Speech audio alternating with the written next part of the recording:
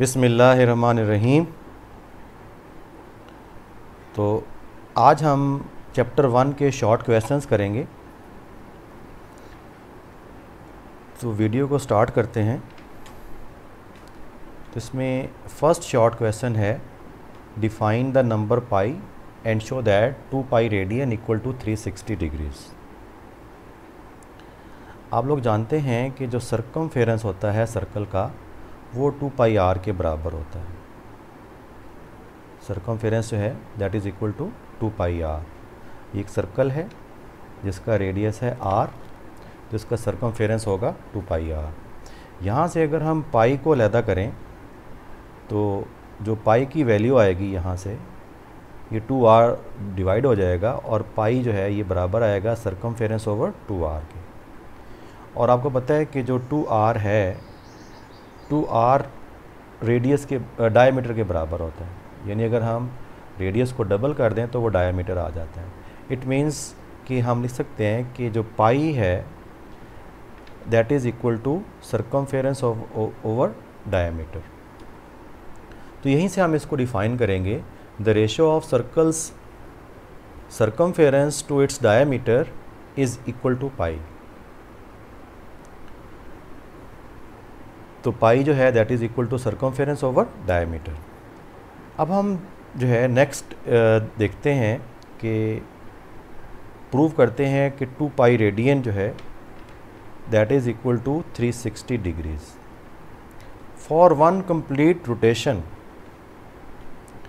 यानी आपके पास अगर एक सर्कल है और आप यहाँ से पूरा चक्कर काट के वापस आ जाते हैं तो जो एंगल आएगा वो आएगा 360, क्योंकि आपको पता है ये एंगल 90 होगा, ये भी 90 डिग्री होगा, ये भी 90 डिग्री होगा, ये भी 90 डिग्री होगा। तो टोटल कितना हो जाएगा 360। तो एंगल जो आएगा डिग्रीज़ में वो आएगा 360 डिग्रीज़, और रेडियन में जो है वो कितना एंगल आएगा वो हमें पता है कि जो S बराबर होता है आर थीटा के। एस किसके बराबर होता है आर थीटा के, और थीटा किसके बराबर आएगा एस ओवर आर के। यहाँ से जो एंगल आता है वो रेडियन में आता है। और for one complete rotation S किसके इक्वल होगा, यानी अगर हम यहाँ से स्टार्ट लेते हैं और वापस यहीं पे आ जाते हैं, ये पूरा सर्कल के लिए एस की वैल्यू क्या बनेगी, इसके लिए एस की वैल्यू बनेगी 2 pi r. 2 pi r is circumference के बराबर आ जाएगा। तो अगर हम एस को 2 पाई आर लें और इस इक्वेशन में पुट कर दें तो फिर हमारे पास ये इक्वेशन आएगी ऐसे, यानी थीटा बराबर होता है एस ओवर आर के। For one complete rotation S की वैल्यू हमने पुट कर दी 2 pi are divide by are. तो यहाँ से ये आर इस आर से कैंसिल हो जाएगा और हमारा थीटा बराबर आएगा 2 पाई रेडियन के। तो थीटा किसके बराबर आ गया, तो थीटा बराबर आ गया 2 पाई रेडियन। तो अगर आप इन दोनों इक्वेशंस को देखें, ये जो इक्वेशन 1 है इसमें थीटा 360 डिग्रीज़ के इक्वल है और यहाँ पे जो थीटा है ये 2 पाई रेडियन के इक्वल है।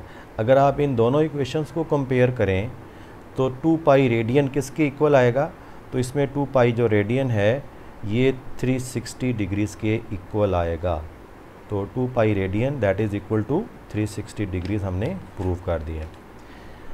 तो नेक्स्ट देखते हैं, सेकंड क्वेश्चन है कि define the terms error, accuracy, precision and uncertainty. तो एरर को हम डिफाइन करते हैं।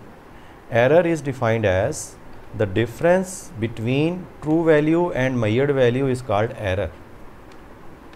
कि सपोज़ करें कि आपके पास ये कोई भी एक लाइन है और इस लाइन की जो लेंथ है वो है 10 सेंटीमीटर, 10 सेंटीमीटर, और एक स्टूडेंट इसको मेजर करता है 11 सेंटीमीटर।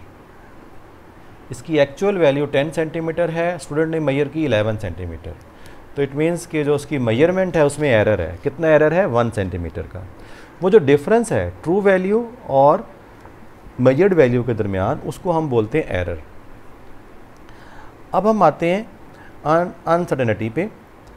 तो सपोज़ करें कि आपके पास आपने कोई मेजरमेंट की है with help of meter rod, और मीटर रॉड का जो लीस्ट काउंट है ये बराबर होता है 0.1 सेंटीमीटर। कितना होता है? 0.1 सेंटीमीटर। तो जो लीस्ट काउंट है ये होता है 0.1 सेंटीमीटर। आपने इससे मेजरमेंट की 25.5, तो इसको हम लिखेंगे ±0.1 सेंटीमीटर। इसका क्या मतलब है? इसका मतलब ये है कि ये जो मेजरमेंट है ये हम कंफर्म नहीं बता सकते कि कितनी है। ये होगी 25.4 और 25.6 के दरमियान। यानी हमने 0.1 माइनस किया तो 25.4 आ गया, 0.1 ऐड किया तो 25.6 आ गया। तो ये जो रीडिंग है ये 25.4 और 25.6 के दरमियान लाई करेगी। यानी हम कंफर्म नहीं है बल्कि ये अनसर्टेनिटी है। तो अनसर्टेनिटी को हम डिफ़ाइन करते हैं the estimate of possible range of an error in any measurement is called uncertainty. The estimate of possible range of an error, यानी जो रेंज है इसमें एरर की ये वो बता रहा है। तो नेक्स्ट है एक्यूरेसी। तो प्रिसीजन एंड एक्यूरेसी हमने एक टॉपिक किया था, अगर आपने वो वीडियो नहीं देखी तो आप देख सकते हैं। प्रिसीजन एंड एक्यूरेसी उसका टाइटल है, उसमें हमने इसको एक्सप्लेन किया था। एक्यूरेसी जो है that refers to the closeness of a measured value to the standard और नॉन वैल्यू। एंड प्रिसीजन जो है, precision refers to the closeness of 2 और मोर measurements to each other। यानी जो प्रिसीजन है that refers to the closeness of 2 और मोर measurements to each other। जैसे मैंने बताया ये हम एक्सप्लेन कर चुके हैं, तो ये आप वीडियो में जाके इसको देख सकते हैं। नेक्स्ट है कि show that explain several repetitive phenomena occurring in nature which could serve reasonable time standard. तो वो फिनोमिना जो नेचुरली हैं और उनको हम एज अ टाइम स्टैंडर्ड ले सकते हैं, उनको हमने एक्सप्लेन करना है। तो इसमें फर्स्ट जो है वो है rotation of earth about its own axis that determines the length of day. यानी जैसे सुबह सूरज जो है वो तुलू होता है, तो नेक्स्ट डे जब सूरज तुलू होगा तो कितना टाइम गुजर जाएगा? 24 आवर्स। और अर्थ जो है ये 1 रोटेशन कंप्लीट करेगी अबाउट इट्स ओन एक्सिस। तो rotation of earth about its own axis ये फर्स्ट फिनोमेना आ गया। और सेकंड है revolution of earth around sun that determines the solar year. Third है revolution of moon around the earth that determines the lunar month, जिसको हम Islamic month भी कहते हैं। यानी जो मून है वो अर्थ के गिर्द 1 ल्यूनर मंथ में कंप्लीट करता है रेवोल्यूशन, और सन जो है ये अर्थ जो है ये सन के अराउंड 365 डेज़ में एक रेवोल्यूशन कंप्लीट करती है। नंबर 4 है कि why do we find it useful to have 2 units for the amount of substance that is kilogram and mole. तो इसका आंसर है कि when we are concerned with the number of particles then we use mole as the unit of amount of substance, because 1 mole of substance contains equal number of particles, and you people know that particles are 6.0 to 10 power 23. Mole unit is used for microscopic level, but when we are not concerned with the number of particles, then we use kilogram as unit of amount of substance, and kilogram is used for macroscopic level. तो ये इसका answer था। Next question है कि number 5 पे है, prove that the equation number, short question number 5 है कि जो इक्वेशन है E is equal to MC square, ये हमने प्रूव करना है कि that equation is dimensionally correct. तो ये बहुत आसान है, हम इसको प्रूव कर सकते हैं। हम क्या करेंगे, डायमेंशंस लिखेंगे दोनों तरफ। तो हम लिखेंगे dimensions on left hand side, dimensions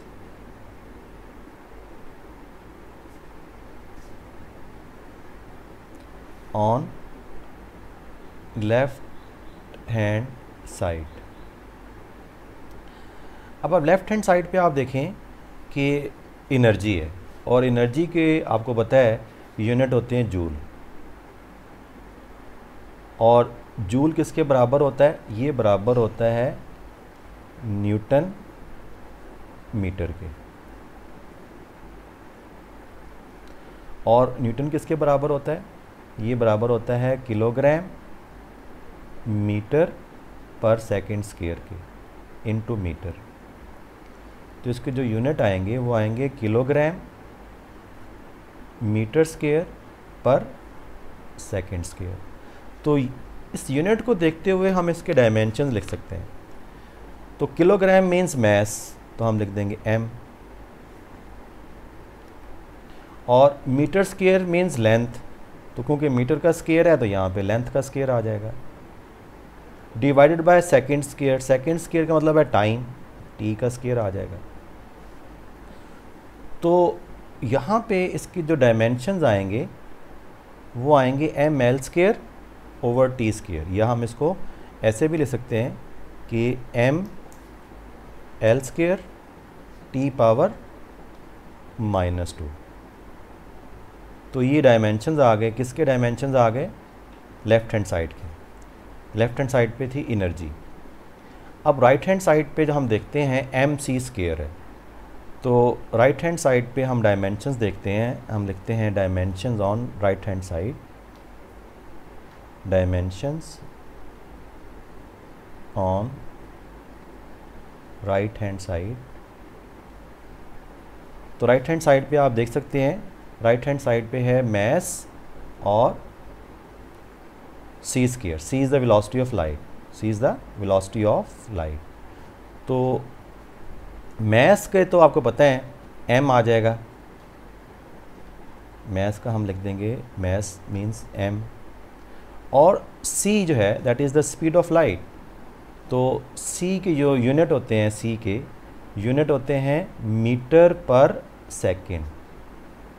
तो इसके डायमेंशंस क्या आएंगे, LT पावर -1, लेकिन जब c स्क्वायर लेंगे तो ये आएंगे L स्क्वायर, यानी जब c का स्क्वायर लेंगे तो L का भी स्क्वायर हो जाएगा, और t पावर -1 का भी स्क्वायर -2 हो जाएगा। तो अगर आप गौर करें यहाँ पे डायमेंशंस सेम आ गए, यानी अगर आप देखें dimensions on left hand side ये बराबर आया ml square t power, dimensions on right hand side ये भी हमारे पास आ गए, सेम आ गए।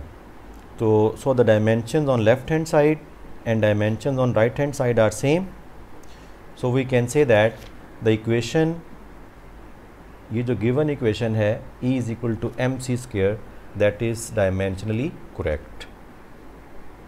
तो नेक्स्ट है क्वेश्चन नंबर 6 है, शॉर्ट क्वेश्चन नंबर 6। इसमें हमने G के डायमेंशन बताने हैं। ये जो कैपिटल G है आप लोग जानते हैं gravitational constant, universal gravitational constant, इसके डायमेंशंस बताने हैं। तो ये बहुत आसान है, हमें वो फार्मूला पता है कि F बराबर होता है capital G m1 m2 over r square. यहाँ से हमारे पास g जो है इसको हम सेपरेट कर लेते हैं, तो g बराबर आएगा f r स्क्वायर, ये r स्क्वायर f से मल्टीप्लाई हो जाएगा, f r square divided by m1 into m2। तो फोर्स के जो डायमेंशंस हैं ये आप लोग जानते हैं कि फोर्स न्यूटन के बराबर होता है, और न्यूटन जो है, न्यूटन को अगर हम देखें, यानी जो फोर्स के डायमेंशन अगर हमने मालूम करने हो तो इसकी यूनिट आपको पता है न्यूटन होते हैं, और न्यूटन किसके बराबर होता है? किलोग्राम मीटर पर सेकंड स्क्वायर। तो यहाँ से आप इसके डायमेंशन लिख सकते हैं फोर्स के। किलोग्राम मीन्स मैस और मीटर का मतलब है लेंथ, सेकंड स्क्वायर का मतलब है टाइम। तो ये किसके डायमेंशन आ गए? फोर्स के। आर मीन्स डिस्टेंस, तो डिस्टेंस मीन्स एल, एल का square divided by m1 means m और m2 मीन्स m स्क्वायर हो जाएगा ये। तो यहाँ पे हम इसके डायमेंशन लिख सकते हैं, ये आएगा m l क्यूब, l और l स्क्वायर l क्यूब हो जाएगा, t power -2 over m square. तो ये m इस स्क्वायर से कैंसिल हो जाएगा और हमारे पास आंसर आएगा l क्यूब t पावर -2 और m पावर -1। तो डायमेंशंस किसके बराबर आ गए? तो डायमेंशंस बराबर आ गए l क्यूब t पावर -2 और m पावर -1। ये डायमेंशन हमारे पास आ गए, ये हमारे पास डायमेंशंस आ गए g के। तो ये आप देख सकते हैं कि हमने g के डायमेंशंस जो हैं ये इजीली कैलकुलेट कर लिए। ये पूरा क्वेश्चन अब आपके सामने आ गया है कि g के डायमेंशंस हमने कैसे मालूम किए हैं, वो आपके सामने आ गया ये सारा क्वेश्चन। तो आई होप कि आपको ये समझ आ गया होगा। तो ये जो फर्स्ट टाइम मैं यूज़ कर रहा हूँ माइक्रोसॉफ्ट वाइट बोर्ड, आपको ये जो मैंने इस बोर्ड पे आपको समझाया है आपको कैसा लगा, कमेंट्स में ज़रूर बताइएगा। अपना ख्याल रखिएगा। अल्लाह हाफिज़।